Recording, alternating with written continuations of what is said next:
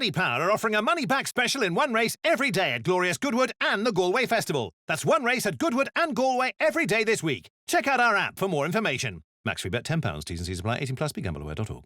Welcome along to the Goodwood and Galway Postcast. I'm Bruce Millington and I'm joined here on the glorious sunny downs by Lee Mottershead and Paddy Power's Paul Binfield. We will be looking through the 4 televised races on the Thursday of the great meeting, and then we'll be handing over to DJ and the lads over in Galway for day 4 over there. So let's kick on first of all with the first of our televised races. On Thursday, it's the 150. It's the Matchbook Best Value Exchange Handicap. Binners, how do Paddy Power bet? I don't know if that is the best value, Bruce, because we're an extra place on this race. 4 places each way. We go 4 Communique, 5 Algelaby, 6 Rock Eagle, 8 Completion, Sing Out Loud, and 17-2 Bar.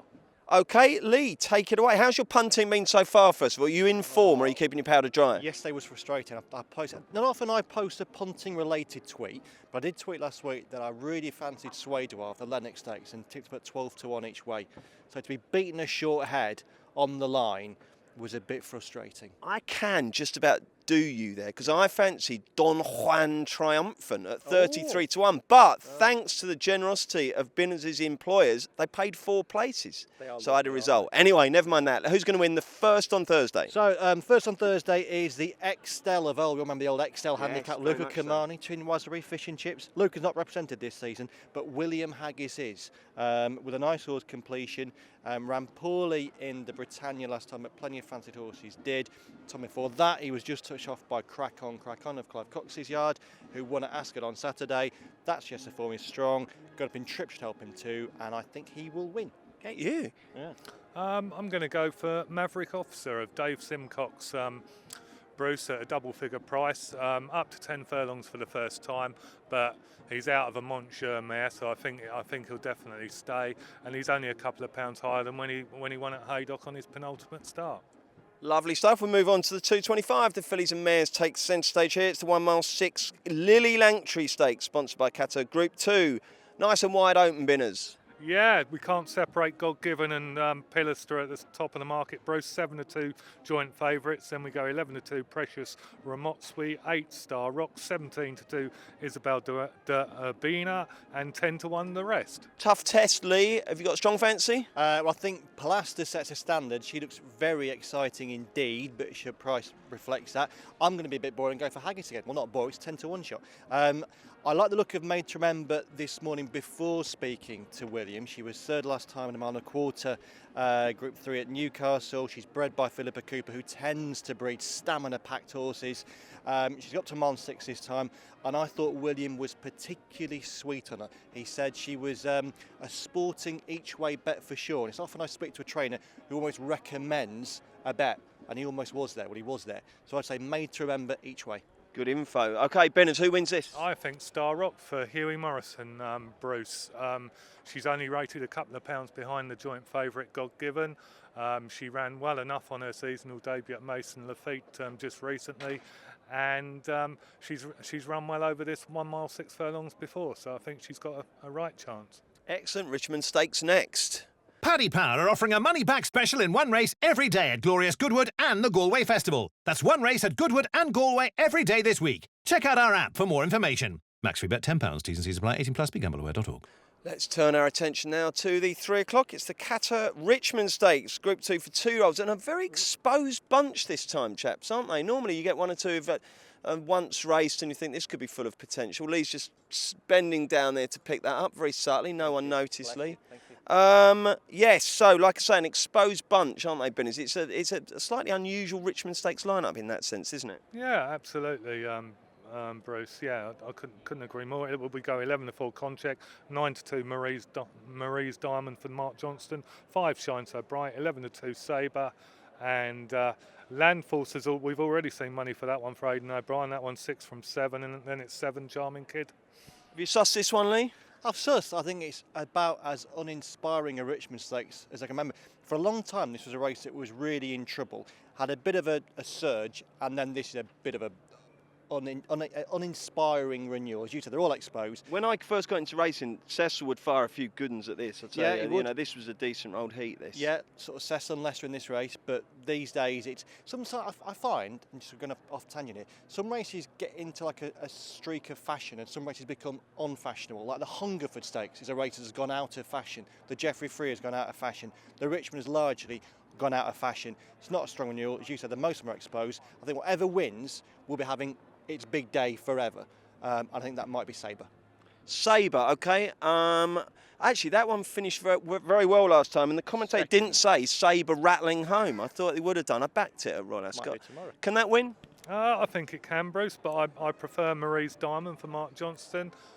He won very nicely the Anglesey Stakes at the Curragh last time, stayed on stoutly that day, probably sets the standard amongst possibly, as you say, a substandard field. And Mark Johnston's 2-year-olds are in good form, winning with Dark Vision the Vintage Stakes on Tuesday. Lovely. Well, the quality level ratcheted up several notches now because we're doing the 335. It's the Qatar Nassau Stakes. 6 fillies over the mile and 2. Cracking race this. Paddy Power, I think you've got slightly out of line with this one, haven't you? You're very short rhododendron. I was speaking to Frank Hickey on Monday when we did last Friday when we did the postcast, and we looked ahead to this, and he cannot have Urban Fox on his mind. I think that's reflecting in how you've priced this up, isn't it? Well, it is. I'm going to disagree with Frank, but as you know, he's a far better judge than me. We go 15 to 8 Rhododendron, 3 Voracious, 7 to 2 Urban Fox, 9 to 2 Wild Illusion, 9 the 1,000 Guineas Heroine Bilston Brook, and 40 to 1 Wilhelmina. Slight shame we've only got 6 though, Bruce. Well, yeah, but they're good ones, aren't they, Benners? We'll stick with you then. Why do you like Urban Fox? Why are you taking on the great man? Frank Hickey loves Voracious here. Well, I know he loves Voracious, but Urban Fox absolutely hacked up in the Pretty Polly. Forever Together, the English Oaks Heroine was second that day, beaten easily, and she has subsequently franked the form, finishing second, only beaten a short distance in the Irish Oaks. So I think Urban Fox really is the one to beat. Who do you think's the one to beat, Lee? Well, I think Urban Fox sets a good, strong standard, and that Curragh form is strong. You had Forever Together, who went on to finish second in the Irish Oaks. The third home won a Grade 1 in America, so I don't think that was a fluke. I think Bilston Brook is interesting, and he's probably overpriced. 2 wins at Goodwood here last season. Again, the 1,000 Guineas win took you by surprise, but she was 4th at Royal Ascot next time out, which suggests it wasn't that much of a shock. But I'm going to go for Voracious. Cracking run first time out in the Coronation Stakes. She had interrupted preparation, missed her 1,000 Guineas. They let her roll along that day because they didn't want her on her first start, taking a pull and having a difficult race. She ran a race full of promise. She's up in trip partly because they don't want to be banging heads, or not even banging heads, but getting beaten by Alpha Centauri over a mile for the rest of the season. I think the trip will help her. Stout's in great form, and I could just see Frankie pretty much dictating this one. Okay, 3 more races on day 3 of Glorious Goodwood. Any fancies? Nothing major, but I like Hughesy's horse, Racing Post columnist in the 5 furlong sprint. Jack Taylor loves downhill tracks. This is definitely a downhill track, and I can see him running well. And Bennett? Well, we've got 2 extra place races, Bruce. The 4:10, the nursery, we've got 5 places in that. In the last race, 4 places. In the nursery, I'm going to be cheering on James Watt for friends of mine, trained by Michael Bell. Ran a nice race in the Windsor Castle at Royal Ascot, a credible effort there, and only got beaten a couple of fag papers in a nursery at Ascot earlier this month. So hopefully he can do the business. Let's get your day 3 naps. Lee Mottershead. Made to Remember in the Lily Langtree.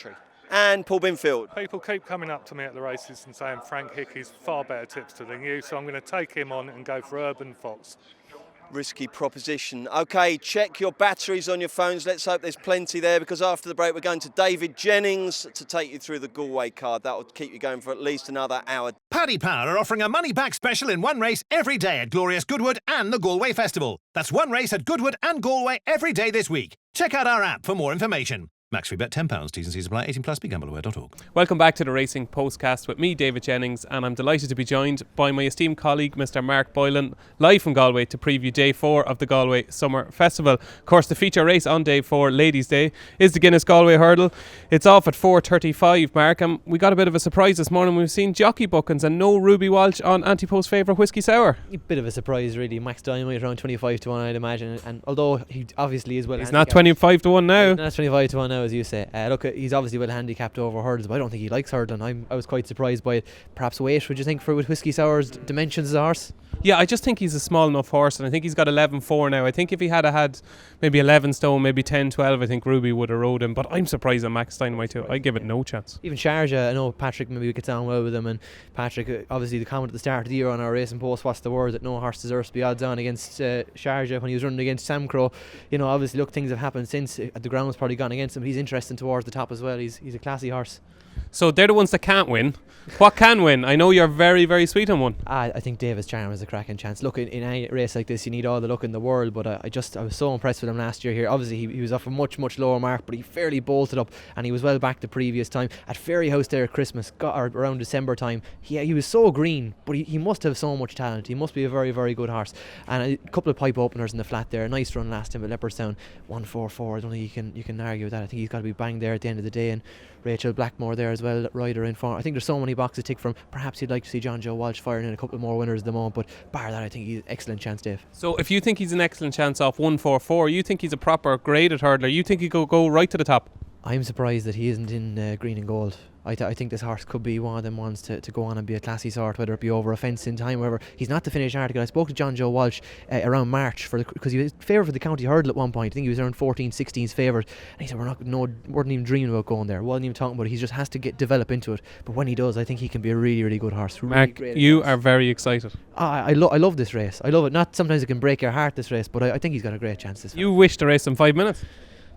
You know yourself, you don't want to over anticipate these things now, you know. Keep everything together before the big moment. You're ready to start celebrating. What about you? What do you think? Stop smiling. Look, he can't see this horse beaten. David's Charm for Mark Boylan. His Look, horse, not mine. and there's some very, very shrewd judges on David's Charm. Gary O'Brien and at the races obviously fancies it. Mark Boylan fancies it, and a few other of my colleagues fancy it too. So David Charm is the obvious one. The two I'm going to put up is, I think, Tigris River, last year's winner, still a big price at 16 to 1. You know, it's going to turn into a bit of a slog now that this recent rain has come. We know he stays. He's only £4 higher, and I certainly think that he can be in the mix. And one at a huge price, a very disappointing mare. Jers Girl. Yeah. Cheek pieces on. Donny McInerney rides, yeah. Cheek pieces on. Goes well after a break. I just think Jers Girl, this could be her race. She's going to get her ground. Gavin Cromwell had a double the other night at Wolverhampton. You know, his string couldn't be in better form, and she's 25 to 1. Donny McInerney taking off £3. You know, she's a grade 1 winner, dual grade 1 winner. If you talk about grade 1 winners, don't touch it. He's very interesting. Look, obviously the ground's going to be a concern for him, and look, he gave, if he jumps like a brutal in Cheltenham in the Grand Annual, but the ground is, if he was to handle it tomorrow, he's a big price at 33s. Done a miler, Galway play it winning rider in the hurdle here. Look at his grade 1 performance over hurdles as a novice. Like, he's got some deadly sorts in behind. If he was to anyway recapture it, and Tipperary should leave him a little bit better anyway than he was then, so it'd have to be. But I think at 33s he could be an each way play. I have a bit of advice for you actually with Don't Touch It. Don't touch it. Just don't touch it. I'm sick with Don't Touch It. Yeah, no, he's off my list. So a 1, 2, 3 from you, Mark, first of all. Oh jeez, hard enough to get one, but I'll go Davis Charm, Don't Touch It, and the Riesburg. Okay, I'm going to go for Jers Girl, Tigris River, and David's Charm. So there's my 1, 2, 3. It's a cracking card at Galway on Thursday, and we've also got the listed Arthur Guinness Irish EBF Corrib Filly Stakes, and it's a really interesting affair this year. A lot of them are very closely rated, and I have a feeling I know what you're going to tip here. Go on, tell me what I'm going to tip. I think you're going to tip I Can Fly. Sure, I do believe I Can Fly, please, this one, hopefully. I think you're like R. Kelly.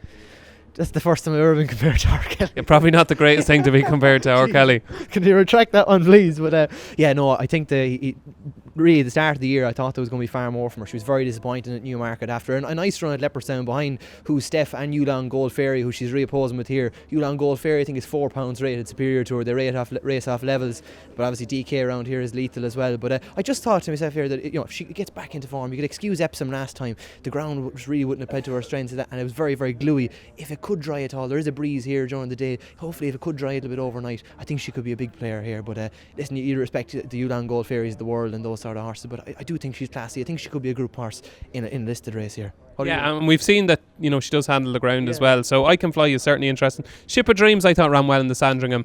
Was rated 101. That's probably the level you have to get to win this race. But I'm going to stick with you. The two of us are together here with I Can Fly in the 325 at Galway. The 4 o'clock is the Guinness Novice Hurdle, and again Ruby Walsh had a difficult decision here. He's deserted Causey Arch, who's on a roll, and he is trying to gain a little bit of compensation on Exchange Rate, who was a first hurdle faller here on Tuesday evening.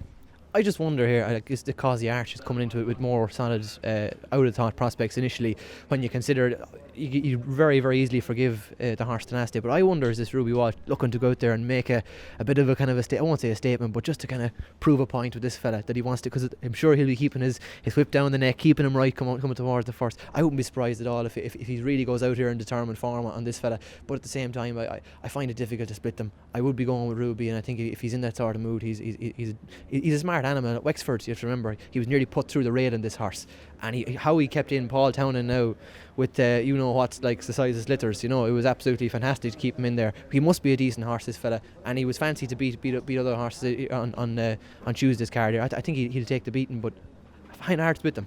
Yeah, I suppose the interesting thing you have to take into consideration here is Pecora was so impressive, won by 8 lengths, bolted up, and Ruby thought that Exchange Rate was better than her. So you have to kind of take that. Yeah, I think that's a fair point. I think it's difficult to get away from. And look, do you expect the two of them to be banging? It's a race lacking depth. Otherwise, I'd be feeling. What do you think? Yeah, no, I kind of just about favour Exchange Rate over Causey Arch, but I think Causey Arch is one of them horses that just does it on the track. If Ruby was on Causey Arch, what price do we? That's it, yeah. Ruby is making the market here, but I think we're both just about siding with Exchange Rate. There's a couple of handicaps on the card, and we've got 8 races this time on Thursday. What's your other fancies on the card, Mark? I think Coybig will go close, up £3 for the win at Killarney. Perhaps now the ground is a little bit of a concern, but I think very, very going the right direction. The cheek pieces could just be eking out a little bit more out of Coybig. The other one I thought in the opener, Schmidt, Henry de Brama, I thought he was crying out for a trip at Limerick, and he's going to get it here. He's going from 2 mile 2 last time to 2 mile 6.5 furlongs here in the opener. Rachel Blackmore riding. Just thought he's a nice horse. He's been racing over 2 miles previously, 2 mile 2 last time. I thought he was looking for it. Ran behind Classic Theatre, who's since gone on and won again since. Just thought it was a nice horse. Obviously, the novice chase, the graded one, that's going to be a cracker. You have Cadmium there, who was touted by some in the Mullins camp as the one that they thought was the one for the week to be looking out for. But just be interesting to see our new as well. Not that I'm going on the Henry de Bramhead love fest here by any means, but perhaps 2 mile or more so on quick ground rather than 2 mile 2 on a softer surface. But if it was to take maybe 3 others outside of the card, I'd be going for Schmidt in the opener.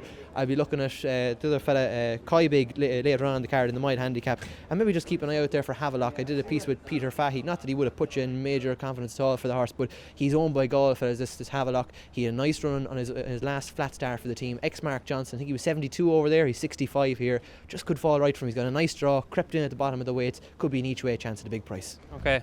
Some pearls of wisdom there from Mark Boylan. The one I like is in the 5:15, Song of the Sky for Joseph O'Brien, drawn in 5.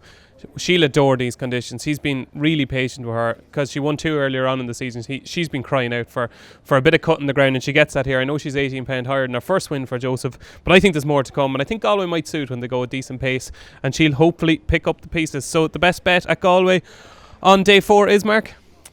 Coybig, come on you boys in green, we'll go for them. Okay, and I'm going to go for a Song of the Sky in the 5:15.